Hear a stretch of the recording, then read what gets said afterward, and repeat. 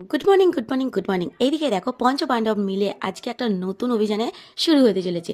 এইদিকে দেখো হঠাৎ করেই সন্ধেবেলাতে আমাদের যে বাড়িতে কয়দিন আগেই প্রায় 20-25 দিন আগে একটা খরগোশ এনেছিল, তারই এইদিকে ছটা বাচ্চা হয়েছে।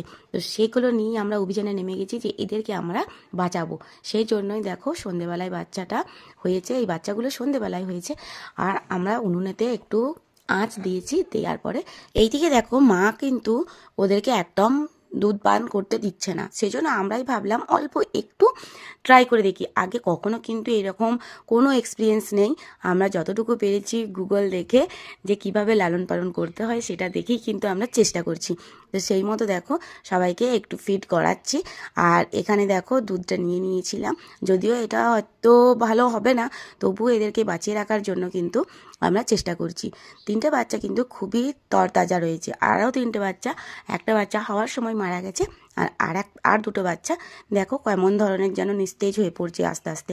জানি না কতক্ষণ একে বাঁচিয়ে রাখতে পারবো, তো তবুও চেষ্টা করছি যতদূর পারি একে বাঁচিয়ে রাখার। দুটোকে একদমই খুবই কষ্ট হচ্ছে। আর সবার শেষে যেই বাচ্চাটা হয়ে যায় সেই বাচ্চাটা কিন্তু একদম নাদুস নুদুস হয়েছে। যদিও শেষ বাচ্চা কিন্তু সেরকম পুষ্টি পায় না, এরকমই স্বাভাবিক থাকে।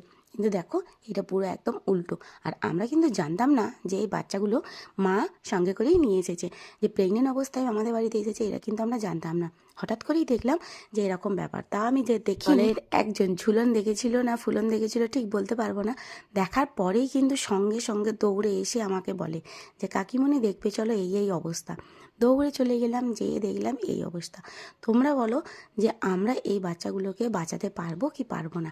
এটা হচ্ছে আমাদের ফার্স্ট দিনের জার্নি, মানে এটা রাত্রিরের একটা ঘটনা ছিল। সত্যি এদেরকে যদি বাঁচাতে পারি তাহলে সত্যি আমাদের বিশাল একটা ভালো এক্সপিরিয়েন্স হয়ে যাবে।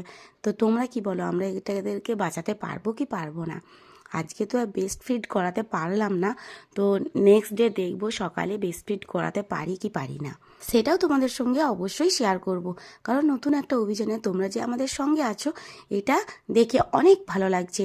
আর ভিডিওটা যদি ভালো লেগে থাকে অবশ্যই কিন্তু একটা লাইক কমেন্ট করো। আর দেখো বললাম না একটা বাচ্চা একদম নিস্তেজ হয়ে পড়ছে, তাকে একটু গরম সেঁক দেওয়ার চেষ্টা করছি।